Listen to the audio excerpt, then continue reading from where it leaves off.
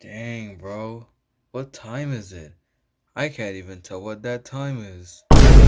Well, it looks like it's time for me to do my duty to check what time it is. Oh no. Guys, hold on. Let me zoom in my camera. Is is that the moon? Oh, that's not good. The moon is very bad. Oh no. What's happening to my arm? Oh no. Oh, oh no. My arm. Oh no. Now I have these super long claws. This is not good. What was that?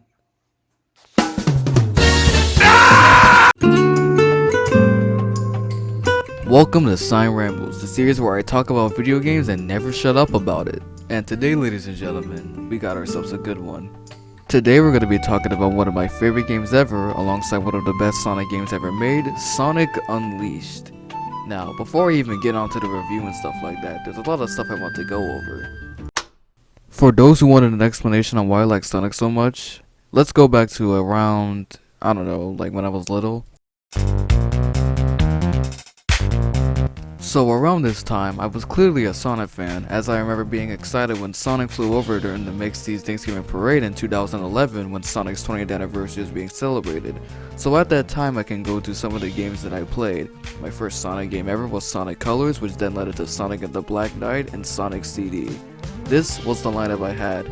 Sonic and the Secret Rings was there too, but we don't talk about Secret Rings. Sonic Generations was also out at the time, but I didn't get it because I was more of a Mario shield back then. But fast forward years later with Sonic Boom, Sonic Lost World, and Sonic Forces, and Sonic was kind of like, at the time, being sort of a disappointment to me. Well, I wouldn't really say a disappointment, but more of a disappointment towards the 3D games. Now I got to the point where I was playing Sonic Adventure 1 and Sonic Adventure 2 and Sonic Heroes and all the other 3D Sonic games that existed, but I wanted something that was more like Colors since I was such a simp for the Boost games. I couldn't tell if it was nostalgia or what, which is when I replayed it on my Wii U and replayed it on Dolphin, and then I still liked it at the time. But then I realized that I needed something new. There were games out there other than Colors, but I just heard that they weren't that good. Or I'd say I mean that. Sonic Unleashed. I was still a stupid kid and like listened to what everybody said, so when everybody said that this game was terrible, I just assumed that it was, and I never got around to playing it, and so I left the Sonic franchise and played Odyssey like I was supposed to. Until August, November, October, we're just gonna say like near the end of 2020, no, we're gonna say like in the middle of 2020.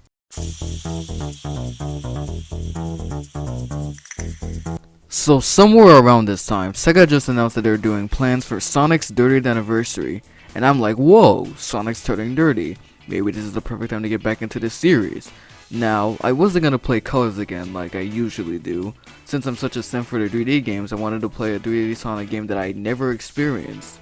And after deciding that I wasn't gonna touch Generation since that's the one that I barely touched, I decided to try the one that I've never even played at all. That one being Sonic Unleashed. Now it took me a couple months because I was busy with school and all that, but all the time I could, I would definitely play the game. And recently as I am like a couple weeks ago, I finally beat the game. And alongside beating the game, I purchased the DLC that came with it. So now I'm finally gonna do a full-on in-depth review of the game. I talked about it a little in the first part of my 3D Sonic game tiers, but now I get to go full-on and I'm so happy because I love this game so much. Now sit down and relax as I explain to you why Sonic Unleashed is one of the greatest Sonic experiences that you could ever have.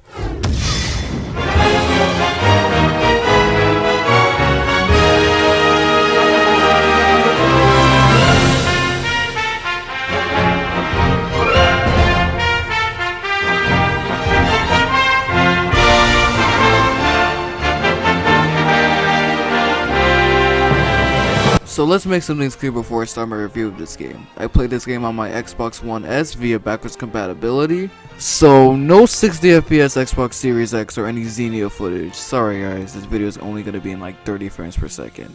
Again, I apologize. But I'm going to be talking about the story, the gameplay, the endgame, and after the endgame. So without further ado, let's start off with the story.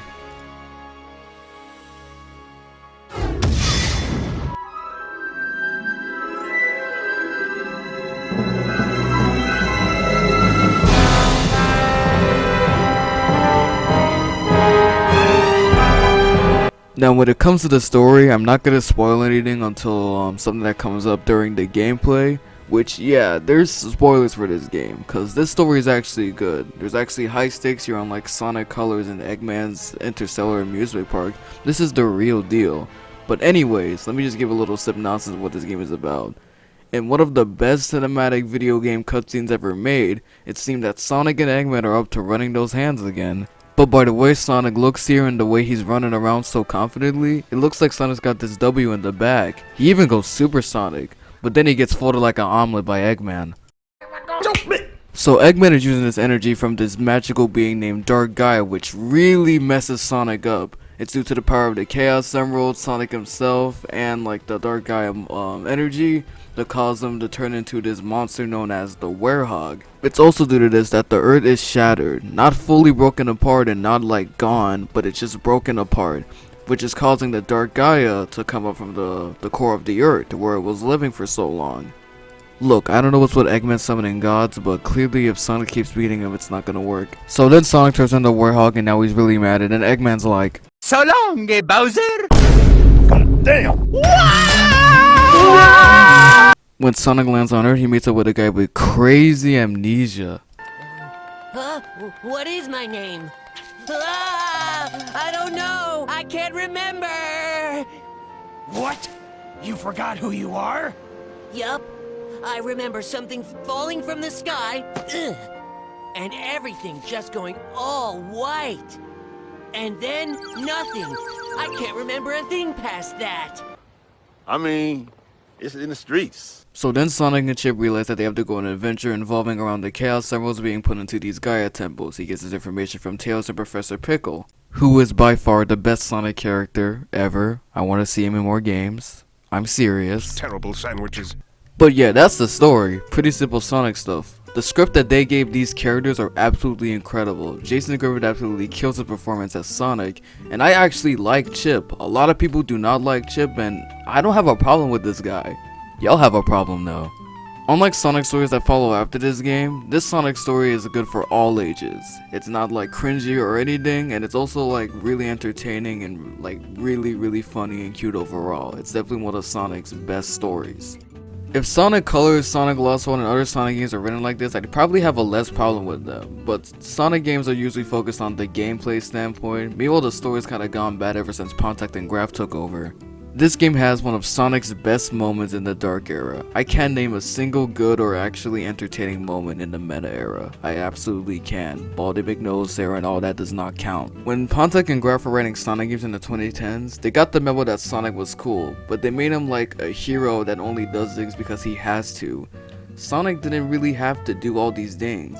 The only reason why he did it is because he felt like that it was right. This could be a more personal thing to me, but I miss when Sonic could actually do things because he felt like it was the right thing to do. The dude generally has a good heart. Do I need a reason to want to help out a friend? Thanks, Sonic. This is one of the best Sonic moments in the Dark Era because it captured his personality back then. Let's hope we get a Sonic like this in the newest game, Sonic Frontiers. Alright, let's move on to the gameplay. Here we go! Sonic Unleashed is separated into two different gameplay styles, the modern day stages and the Werehog night stages. Now since I like this game so much, I'm gonna go do each, and I'm gonna go do the negative stuff first, the things that I don't like, and some of the things that might be an issue with you trying to play this game. So let me start off with the day stages, since like there's only like one little tiny nitpick. And the nitpick won't even technically matter in the scheme of things. It's more of like a new player type thing if you're like new to Sonic games or new to like Boost games in general. But there's a move called a homing attack where you jump up, you home onto an enemy, and then you hit them. Except in this game, it's also the boost button, the button that you use to, you know, like go fast. And it could cause a major issue with like, I don't know, boosting to your death or something. But then again, like I said, the nitpick won't even matter because it's so easy to get used to. Because like the homing attack button, There's like a homing attack reticle that shows up so you can know when the timing is. But yeah, that's like the littlest of nitpicks because it's like something that you'll get used to. But then again, I don't know why the homing attack is like the boost button in this game instead of like the jump button. They fixed it in Generations, but hey, I don't know why they did it. You can go complain that to Sega, I don't know.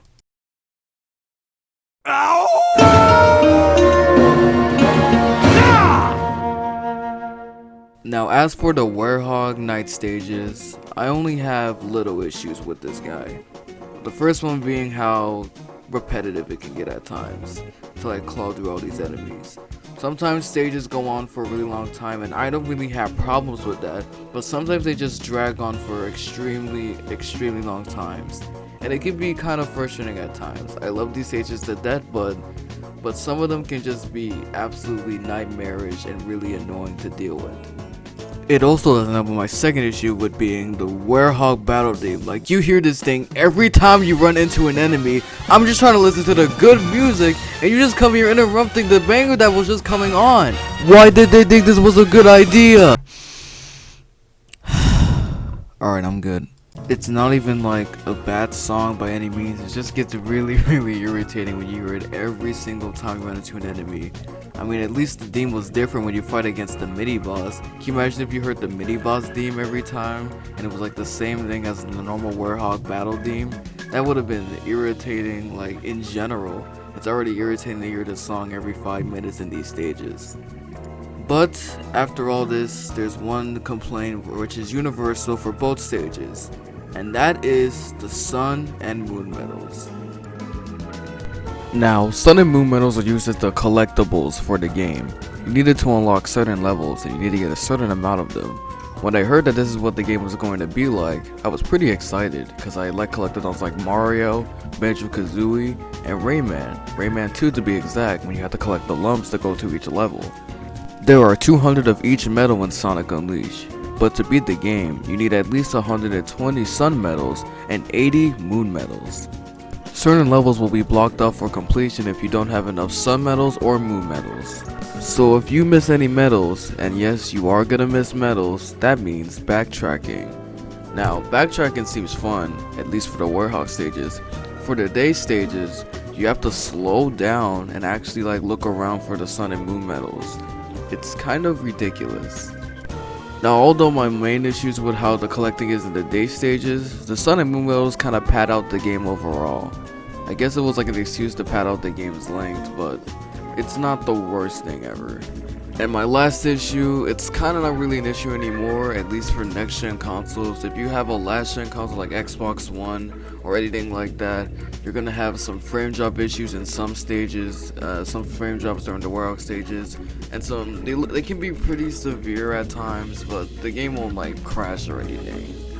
Luckily on Xbox Series X, it's officially 60 FPS. There's also the Xenia emulator if you have that as well. But yeah, the game's 30 frames, but hey, it doesn't really matter. So now that I'm done ranting about the bad stuff, it's time to get to the good stuff. And luckily, there's a lot more good stuff than bad stuff in this game. So let's start off with the day stage gameplay.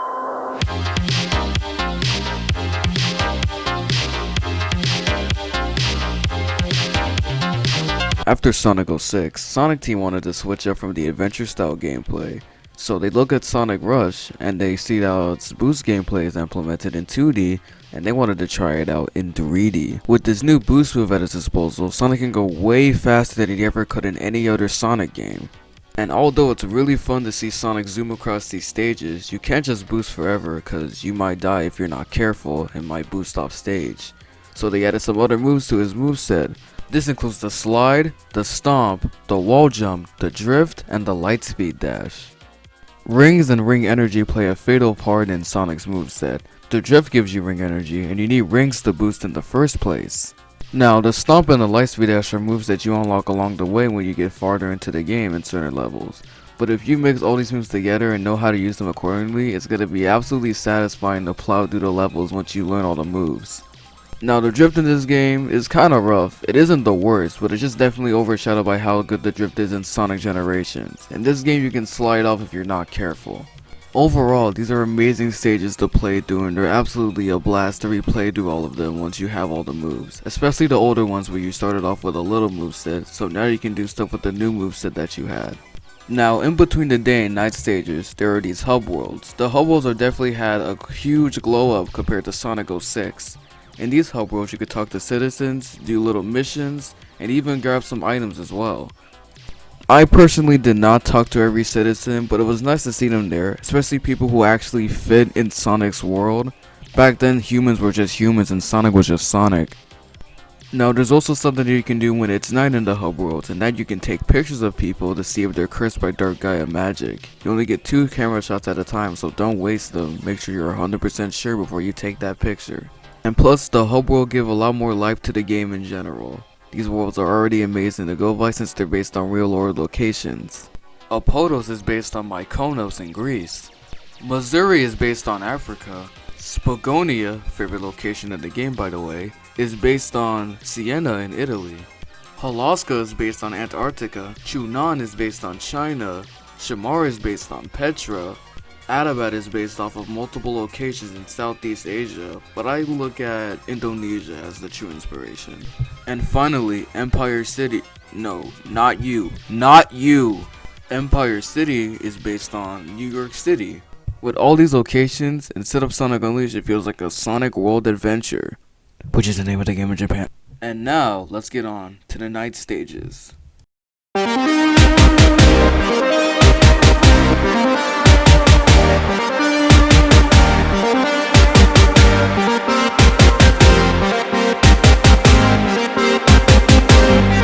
Now, when you first get to your first night stage, it might feel a bit iffy going from supersonic speeds to this slow paced type gameplay. Clearly, Sonic Team was influenced by a lot of the beat-em-ups that were out at the time like God of War and Devil May Cry, which is why this Werehog's arms stretch, so it can have like the effect of like the axe in God of War. But the Werehog's gameplay is pretty simple. You claw through Dark Gaia's monsters and Eggman's robots, and platform your way through the level, and usually there's a mini-boss at the end that you gotta fight.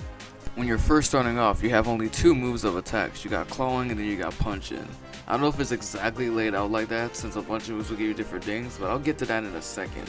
When you defeat Eggman's robots, or Dark Gaia monsters, this XP comes out. These yellow diamonds are EXP points, and you use them to upgrade not only just the Werehog, but Sonic in general.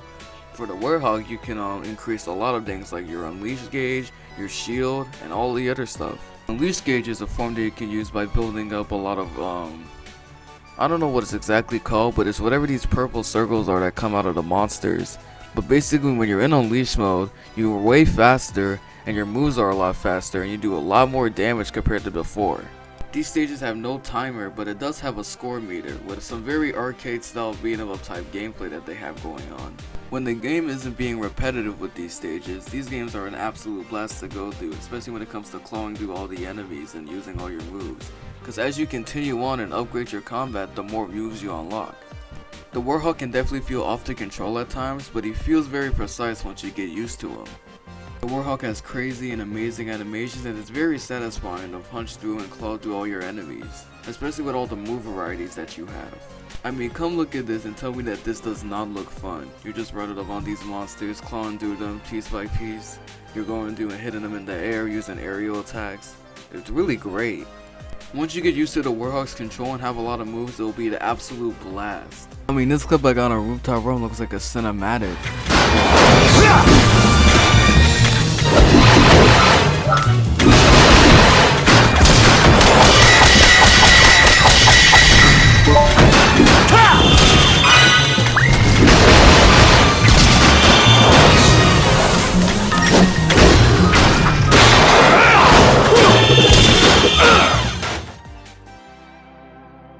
Both gameplay styles are fun in their own way, and they're both really enjoyable. Despite their little flaws, you're still gonna have a fun time with boosting around the day stages and taking your slow time beating up Dark Gaia monsters in the night stages.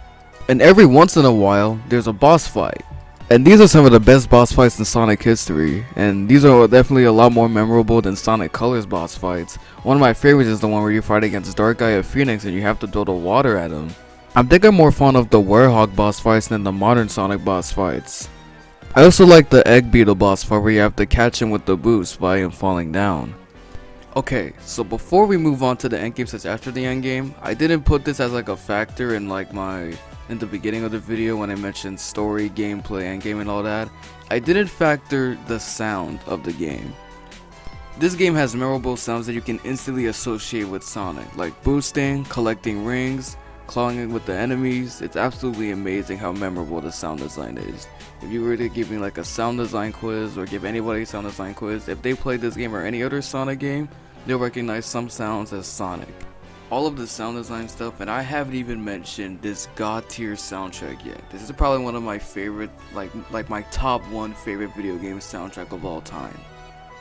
I barely used some of the Unleashed music because I wanted to save it for this segment right here. I didn't want to bombard you guys with like Sonic Unleashed music before I simp for the Sonic Unleashed music. But anyways, here are some of my favorites.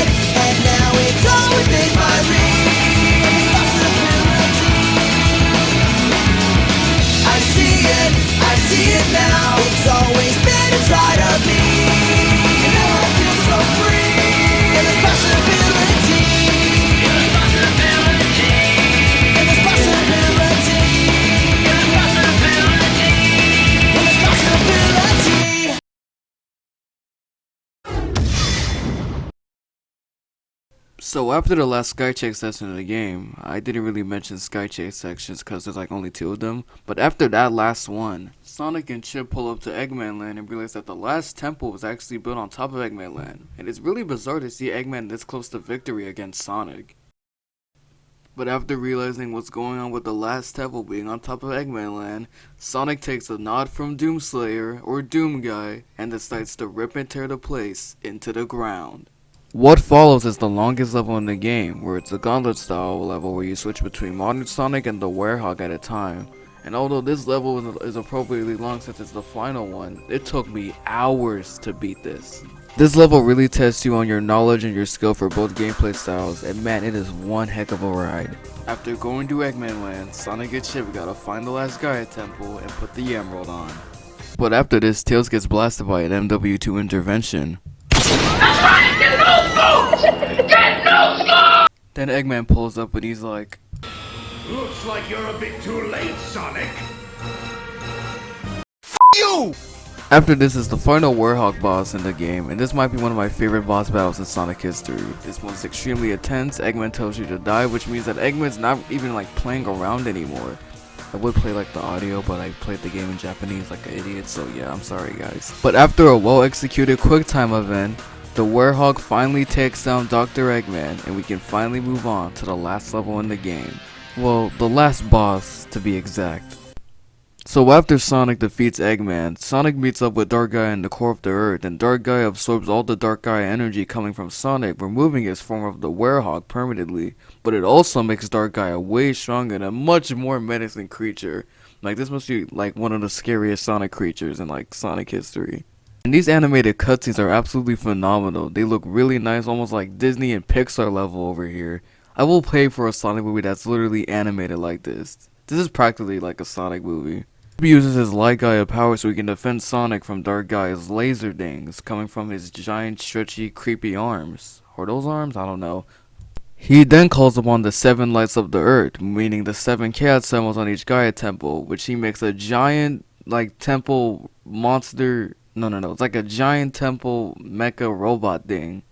Like a giant temple golem. I don't know, what do you call this thing? But with Light Gaia's power and Sonic, they're gonna finally take on Dark Gaia on the core of the earth. What other video game where they fight on the core of the earth? This is a Sonic game where they fight in the literal core of the earth.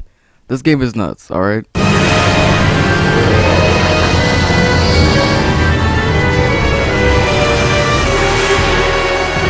This boss fight starts off slow at first, consisting of you boosting towards the Dark Gaia monster while dodging lava rocks. You can boost so you can go a little bit faster, you can guard and attack. You have to watch out for the lava rocks and watch out for a giant Kamehameha wave that he shoots out at you or something. Once you get close enough, this ensues in a quick time event where you gotta absolutely mollywop the Dark Gaia monster. You then need to play as Sonic running through the temple so you can homing attack Dark Gaia's eye. You rinse and repeat this process 3 times with it getting faster each time, but after that, Sonic homing attacks the eye one last time, and then it's up to the next part of the fight.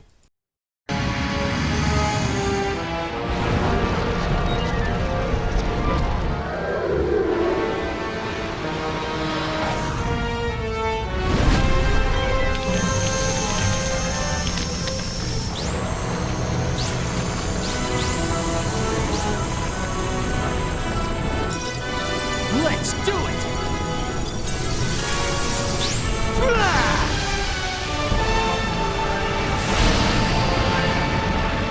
Best supersonic transformation ever. But we are now facing up against Perfect Dark Gaia. This is honestly one of the greatest boss fights in Sonic history. To really submit this as the final boss, an instrumental version of Endless Possibilities is playing in the background alongside Supersonic flying closer to go to the shield. Chip uses his powers to go through Dark Gaia's shield, meanwhile Supersonic has to attack the snake tentacle eye things in front of the shield. This is one of the last times in Sonic history where Supersonic actually meant something. All those rumors about Sonic Frontiers having their new super form, I hope we actually get to see these forms again. It's been a while since they really had a purpose in this series. After going around the shield as Supersonic, one more intense QuickTime event ensues, including with the most spammy button mashing I've ever seen in any video game. And then we finally defeat Perfect Dark Gaia and melt him back into the Earth's core. Bada bing bada boom, the Earth is put back together, and finally we're at the end of the game. I'll never forget you. I'll be here by you, always. A part of the earth you tread.